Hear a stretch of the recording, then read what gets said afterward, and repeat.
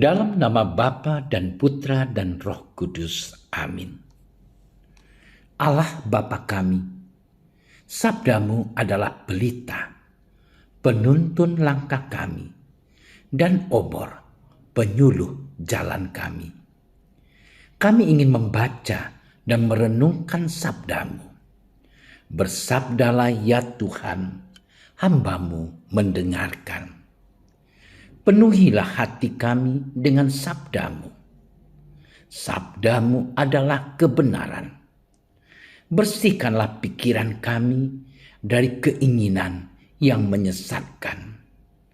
Bukalah diri kami agar dapat mendengarkan sabdamu. Amin.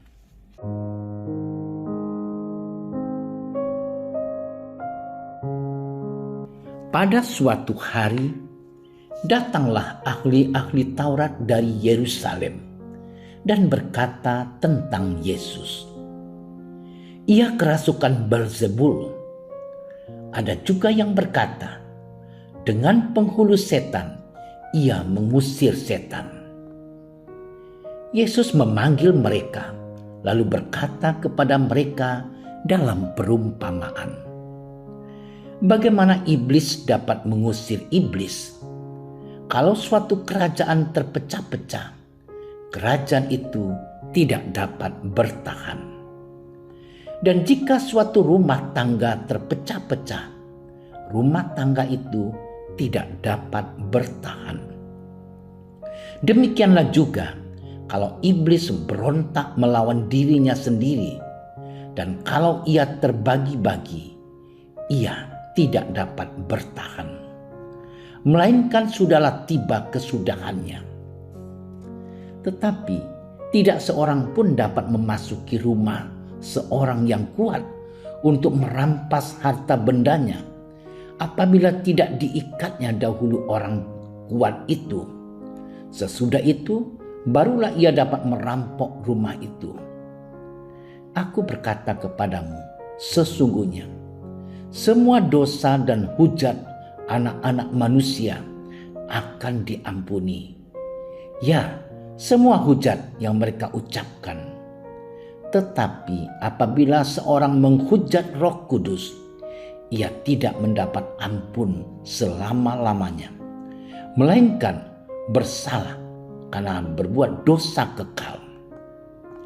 Ia berkata demikian karena mereka katakan bahwa ia kerasukan roh jahat.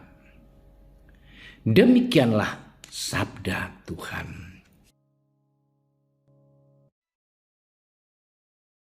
Saudara-saudari yang terkasih,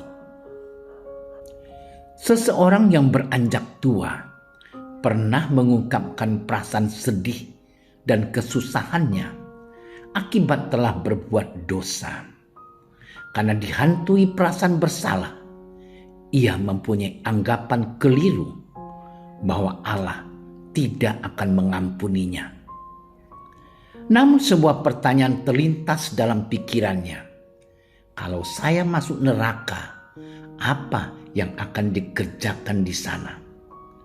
Dapatkah saya mengajak penghuni lainnya untuk berdoa dan tetap memohon pengampunan dari Allah? Ia teringat kembali pada saat pembaptisan, saat ia menyerahkan diri dan percaya kepada Yesus sebagai penyelamat. Ia juga teringat pada keinginannya untuk semakin mengenal dan menyenangkan Allah. Pikiran ini merupakan bukti bahwa Roh Allah benar-benar hidup di dalam hatinya. Saudaraku yang terkasih, banyak orang Kristiani yang sensitif, takut kalau telah melakukan atau mengatakan sesuatu yang tidak diampuni. Mungkin berupa hujatan yang terlintas dalam pikiran mereka. Meskipun mereka mengakuinya di hadapan Allah, tetapi tetap bertanya-tanya, apakah mereka telah berbuat dosa yang tidak akan diampuni Allah? Saudaraku yang terkasih, dalam bacaan hari ini kita mendapatkan jawaban mengenai dosa apakah yang tidak terampuni.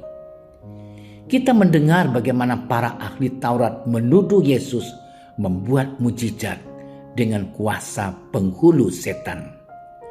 Tentu saja zaman sekarang kita tidak mungkin melakukan dosa seperti para ahli Taurat yang menuduh Yesus, karena Yesus sudah tidak hadir secara fisik di dunia ini.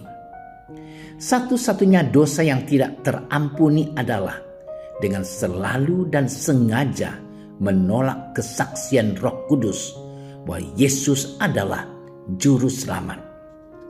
Tidak ada dosa yang tidak dapat terampuni selain penolakan total terhadap Kristus. Dengan kasih karunia-Nya, Dia mengampuni semua orang yang datang kepadanya. Melalui pernyataan ini bukan berarti kita bebas berbuat dosa. Kita justru harus semakin mendekatkan diri kepada Yesus dan melakukan kehendak-Nya. Saudara-saudariku yang terkasih, hari ini gereja memperingati seorang santo, yaitu Santo Fransiskus de Sales, seorang uskup yang dengan gagah berani mengabdikan hidupnya bagi Allah.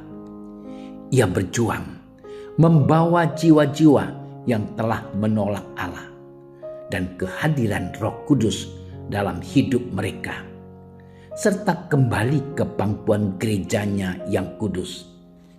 Ia membantu umat mendapatkan pengampunan dari Allah atas dosa-dosa mereka yang telah menghujat kehadiran Roh Kudus. Semoga kita pun berani menjadi pejuang bagi jiwa-jiwa yang tersesat, sehingga pewartaan kabar gembira tetap berlangsung di bumi ini. Kita mengajak banyak orang mengakui Yesus sebagai Sang Juru Selamat dalam hidup ini.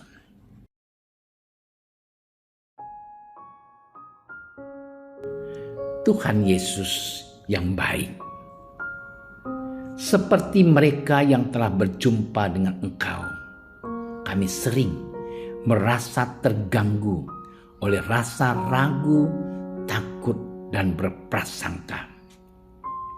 Akan tetapi, ketika Roh Kudus-Mu menjamah kami tahu bahwa Engkau adalah Tuhan dan Juru Selamat. Tolonglah kami agar dapat lebih mengenal-Mu secara lebih dalam lagi, sehingga dengan demikian kami dapat menyerahkan diri kami kepadamu secara total. Doa ini kami aturkan kepadamu, sebab Engkaulah Tuhan dan Penyelamat sejati, kini dan untuk selama-lamanya. Amin.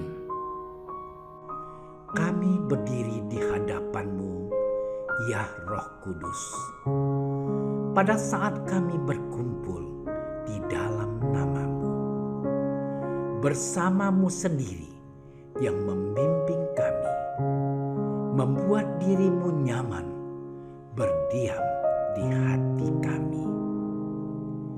Ajarilah kami jalan yang harus kami tempuh, dan bagaimana kami harus mengikuti jalan itu. Kami lemah dan berdosa.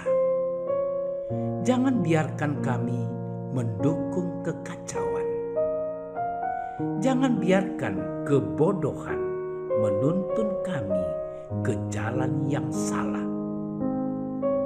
Jangan pula keberpihakan mempengaruhi tindakan-tindakan kami. Kiranya kami menemukan di dalam Engkau kesatuan kami, agar kami boleh berjalan bersama menuju kehidupan abadi dan tidak menyimpang dari jalan kebenaran dan apa yang benar. Semua ini kami mohon kepadamu, yang berkarya di setiap tempat dan waktu dalam persekutuan dengan Bapa dan Putra untuk selama-lamanya. Amin. Bapa kami yang ada di surga, dimuliakanlah nama-Mu. Datanglah kerajaan-Mu. Jadilah kehendak-Mu di atas bumi seperti di dalam surga. Berilah kami rezeki pada hari ini, dan ampunilah kesalahan kami, seperti kami pun mengampuni yang bersalah kepada kami. Dan janganlah masukkan kami ke dalam percobaan, tetapi bebaskanlah kami dari yang jahat. Amin. Salam Maria, penuh rahmat, Tuhan sertamu. Terpujilah engkau di antara wanita, dan terpujilah buah tubuhmu Yesus. Santa Maria, Bunda Allah, doakanlah kami yang berdosa ini, sekarang dan waktu kami mati. Amin. Kemuliaan kepada Bapa dan Putra dan Roh Kudus, seperti pada permulaan, sekarang, selalu, dan sepanjang segala masa. Amin. Dalam nama Bapa dan Putra dan Roh Kudus. Amin. Terima kasih sudah menyaksikan renungan hari ini. Jangan lupa like, subscribe, dan aktifkan tombol loncengnya agar Anda yang pertama mendapatkan notifikasi updatean renungan harian dari Komsos Keuskupan Padang. Dan bagikan ke sosial media agar saudara-saudara kita dapat mendengarkan dan merenungkan firman Tuhan.